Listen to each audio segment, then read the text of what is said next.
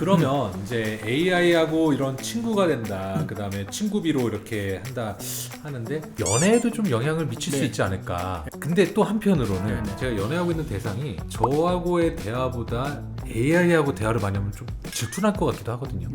어떻게 생각하세요? 미국에서도 네네네. 실제 불륜이야 아니야 이런 게 있었거든요. 뭔가 정신적으로는 그런 것 같기도 한데 근데 생전 만나본 적도 없고요. 실물을 본 적도 없어요. 그럼 이건 뭐지? 그것도 애매했거든요. 네. 근데 그 상대가 AI다. 사실 법적으로는 아무 문제가 없다라는 거죠. 예, 맞아요. 네. 여러분들은 GPT 또는 제미나이를 통해서 무엇을 검색을 하시나요? AI 시대에 연애의 문법이 달라지고 있다고 합니다. 내년 1월 세계 기술 트렌드 박람회를 진행하는 이번 CES 2026 가장 큰 화두는 AI라고도 하는데요. 그렇다면 AI는 과연 사람들의 외로움을 달래줄 수 있을까? AI가 불러온 이 시대의 연애의 특이점은 무엇일지 이시안 교수님과 함께 얘기를 나눠보도록 하겠습니다. 안녕하세요. 네, 안녕하세요. 시청자분들에게 소개 좀 부탁드릴게요. 안녕하세요. 저는 시안책방이라는 유튜브를 하고 있고요. 성신여대 겸임 교수로 있고 기술, 인문, 비즈니스 이 세 가지 분야에서 글을 쓰고 있는 작가 이시안입니다. 이모 3대장이라고 불리는 네. 가전제품들이 있어요. 뭐 아시겠지만 건조기, 식기세척기, 그리고 로봇 청소기라고 네네. 해요. 이 앞으로 이 로봇 청소기라든가 이런 가정에서 이 가전제품이 어디까지 진화할 수 있다고 혹시 교수님 보시나요? 그 개별 자체라기보다는 걔네들을 컨트롤할 수 있는 휴머노이드가 들어가는 게 가장 큰 변화일 것 같아요. 왜냐하면 그 변화의 모습을 생각해 보셔도 식기가 들어가야 되고 그걸 닦아야 되면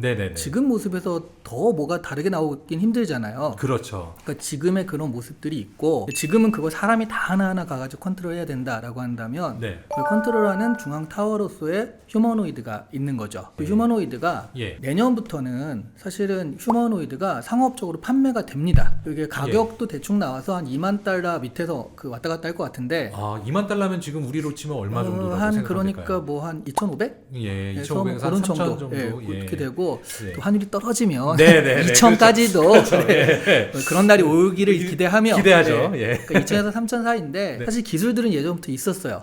근데 그 기술들이 상업적으로 요 정도 선까지 떨어져야지 판매한다였는데 그게 이제 가능해진 거죠. 그러면은 내년 1월이면 CES 2026이 될 때 그럼 거기에는 좀 다양한 브랜드, 다양한 국가에서 나온 휴머노이드를 볼 수 있겠네요. 이미 작년 CES에 그 젠슨 왕이요. 휴머노이드 열 몇 대를 쫙 세워놓고 피지컬 AI를 발표를 했습니다. 그 깜부치킨의 그분. 그렇죠. 그러니까 치킨만 드시는 분이 아니에요. 그렇죠. 이분이 로봇을 쫙 세워놓고 발표를 하고 앞으로는 피지컬 AI, 로봇의 AI 시대다라고 이미 작년에 얘기를 했는데 그것들이 이제 상업적으로 구현이 돼가지고 대중들한테 퍼지기 시작한 게 내년부터라는 거죠. 이게 이미 홍보 영상이 발표가 됐어요. 얘가 이제 일하는 모습들이 있는데 실제로 세탁기, 식기세척기 이런 것들을 얘가 버튼을 눌러요. 버튼을 누른다고요? 세탁기가 있으면 섬유유연제 이런 거 넣고 버튼을 눌러서 얘를 컨트롤합니다. 그리고 그 홍보 영상에는 개랑 놀아주는 것도 나와요.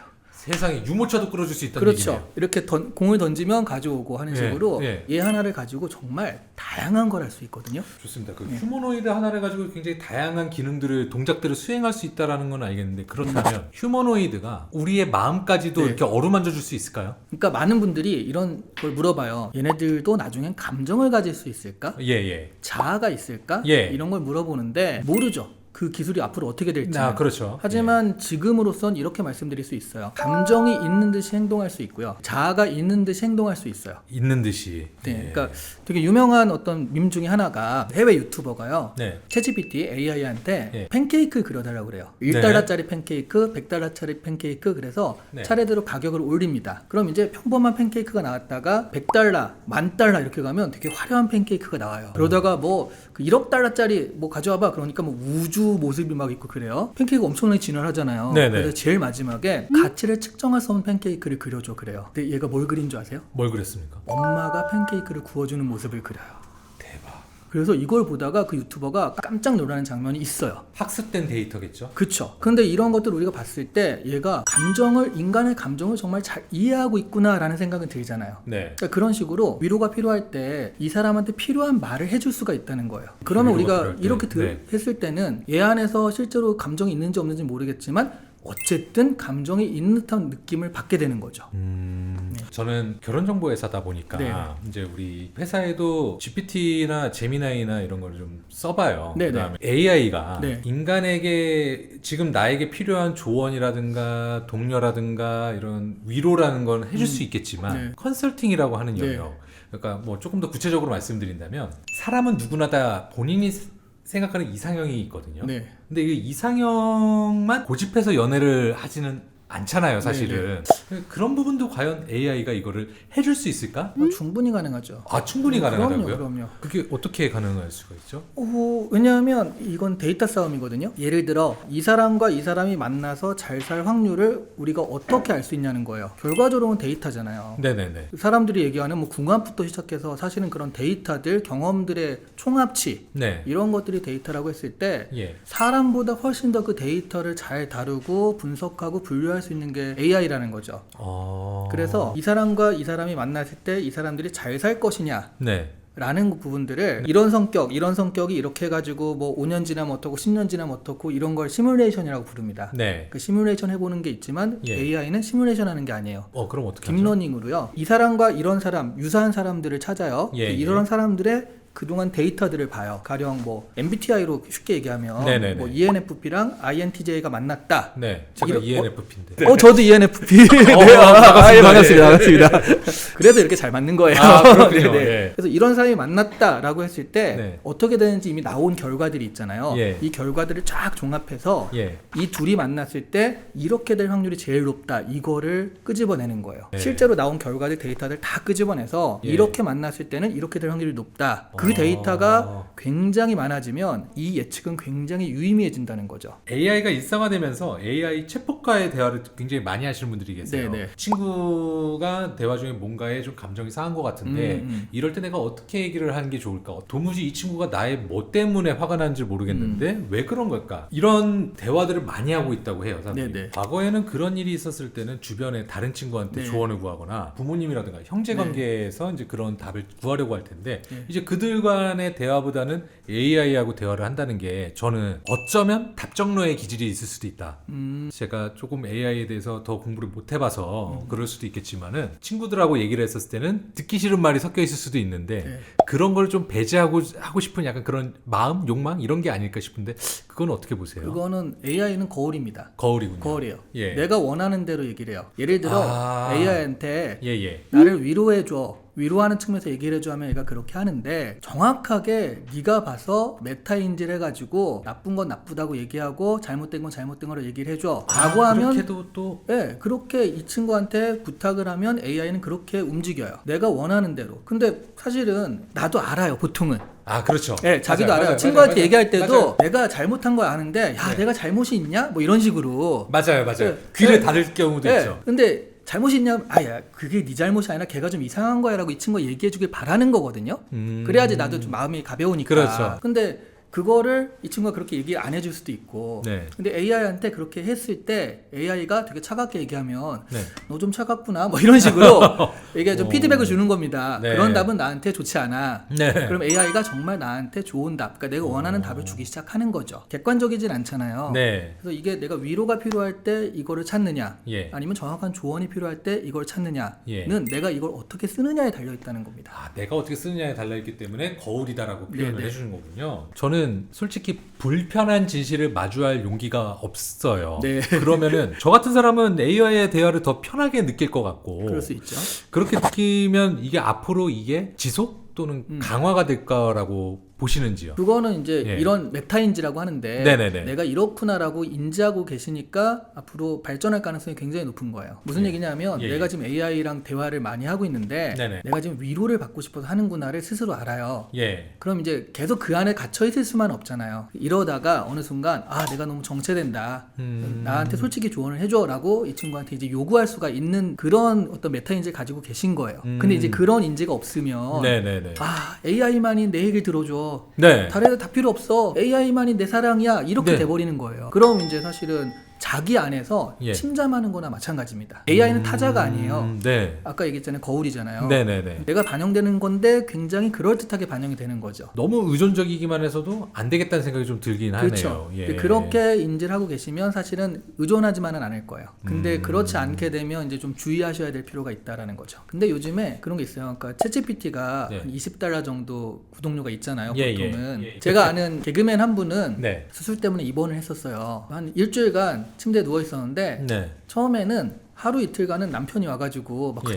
했는데 그 다음부터는 이제 안 오더래요. 어. 너무 심심해서 침대에 예, 예. 누워 있는데 네네. 그래서 $20짜리 챗GPT 쓰기 시작을 했답니다. 그러면서 내가 이러고 저러고 얘기했는데 너무 얘가 내 얘기를 잘 들어주고 위로해주고 필요한 정보 주고 해가지고 네. 그 한 일주일만 쓰려고 했는데 끊을 수가 없어서 중독이 됐군요. 네, 계속 이제 내 얘기를 들어주는 좋은 친구다라고 쓰고 있는데요. 이런 사람들이 늘고 있거든요. 예. 그 $20를 요즘은 친구비라고 불러요. 아.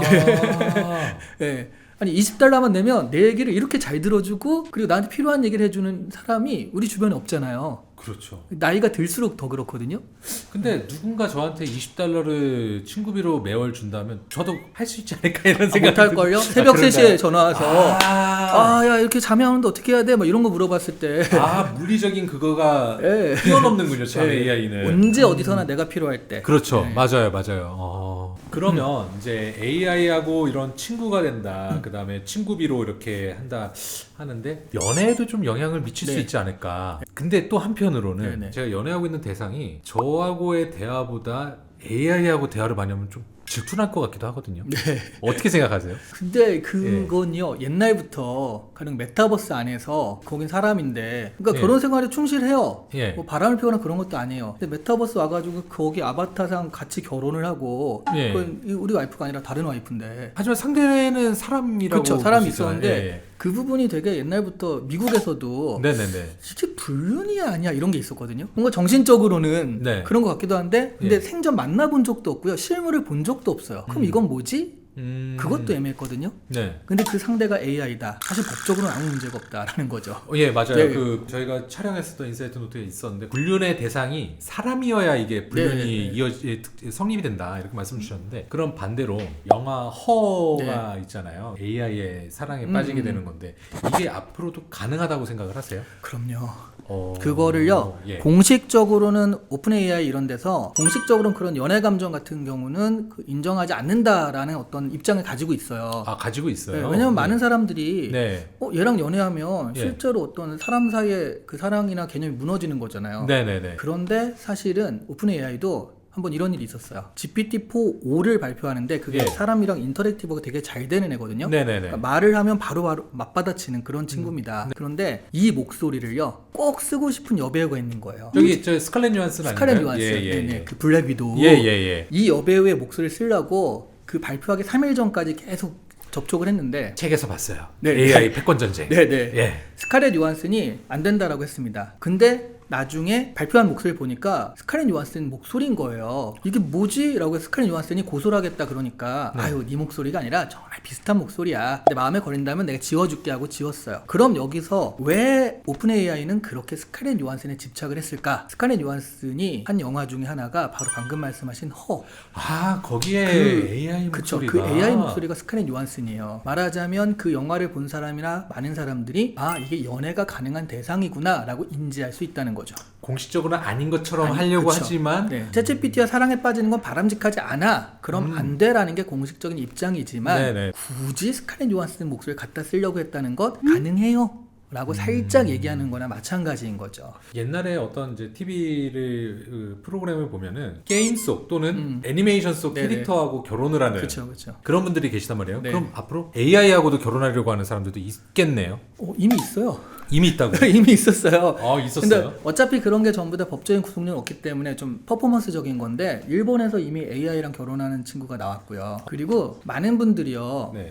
연애는 이런 건데 너무 이상한 모습들이 많이 나와라고 생각을 하잖아요. 근데 연애라는 게 되게 오래된 게 아니에요. 좀 제가 인문적으로 좀 들어가서 예. 사랑은 언제부터 있었다고 보세요? 러브. 사랑이요. 이렇게까지 정답을 꼭 맞히려고 고려 시대에도 사랑이 있지 않았을까요? 네. 예. 사실 예. 그 한국은 사랑의 개념은 거의 한 1900년대 와서야 사람들이 알게 된 거고요. 아, 그런가요? 유럽에서 그나마 좀 일찍 있었거든요. 그러니까 예전에 우리가 사랑이라고 했을 때 그 네. 욕망과는 다르죠. 번식 욕망과는 다르잖아요. 그렇게 봤을 때 사랑이라는 건 발명된 것이다. 그럼 그게 언제냐? 11세기, 12세기 정도에 중세 유럽으로 가면은 그 기사가 귀부인을 지키려는 그런 거 있죠. 그런 거 이제 로맨틱한 러브다 그래서 그때 러브라는 개념이 처음 나와요. 근데 그때만 해도 이 사랑이란 개념은요, 그냥 존중감이나 비슷한 거였어요. 우리가 아는 사랑이 아니에요. 그러면 이 사랑이 결혼과 연결되는 건 18세기 넘어서예요. 네, 생각을 해보니까 제가 큐피트의 화살이라는 표현이 있잖아요. 네. 그게 이제 사랑에 되게 꽂히게 되는 순간을 말하는 건데, 그럼 그거는 그때 당시에는 지금 교수님 말씀 주신 사랑은 플라토닉적인 그렇죠. 사랑의 개념을 말씀 주신 거, 이거는 약간 에로스적인 사랑을 말하는 거죠. 그렇죠. 왜냐하면 큐피트 화살에 꽂히면은 바로 또 잠자리를 가지고 제우스의 뭐 딸이 나오고 막 이렇잖아요. 번식과 욕망 이런 쪽에 가깝고, 그거는 사랑과 결혼이 합쳐지는 건 한 18세기 가서입니다. 근대적 개인이 나오면서 사랑하는 사람과 결혼한다가 있었지만 그때도 사실은 연애는 아니었어요. 집안끼리 만나서 결혼을 하고 이런 거였지, 연애 결혼이라는 것 자체가 한 100여 년밖에 안 된 거예요. 연애 결혼이 그렇게 역사가 짧은 거였어요. 그렇죠. 연애라는 게 생기고 그 다음에 그거에 이제 사랑이 싹트고 결혼까지 가는 이 프로세스가 사실은 한 100여 년 정도밖에 안 된 거예요. 그렇다면 그 100여 년 정도밖에 안 된 게 지금 이제 굉장히 특이점이 온 거라고 볼 수 있을까요? AI하고 결혼은? 아니, 저는 그래서 연애라는 게 이때는 이제 사람과 사람밖에 없어서 그런 감정을 이제 사람과 사람만 했지만, 이게 연애라는 게 굉장히 본질적인 뭐가 있어서 AI와의 연애라는 거는 말도 안 되는 거야라는 건 아니라는 거죠. 그러니까 사실은 이 연애라는 것도 지금 AI랑 하는 게 되게 이상해 보이지만 그게 우리가 이제 관성적으로 그런 거지, 사실은 뭔가 또 변해가는 모습이 하나일 수 있다. 이렇게 생각할 수도 있다는 거예요. 교수님하고 그 말씀 나누면서 너무 AI를 제가 가능성을 좁게 본 거 아닌가 이런 생각을 좀 많이 하게 되네요. 근데 아까 말씀 주셨던 것들 중에 어떤 사람과 내가 매치가 돼야지 조금 더 행복한 삶을 살 것인가 라는 거에 대한 데이터는 어디서 가지고 와야 될까요? 그게 결혼정보회사의 경쟁력이죠. 그런 데이터를 어떻게 모을 것이며 그리고 그 데이터에서 어떤 포인트를 뽑아낼 것인가가 앞으로 AI 시대의 경쟁력입니다.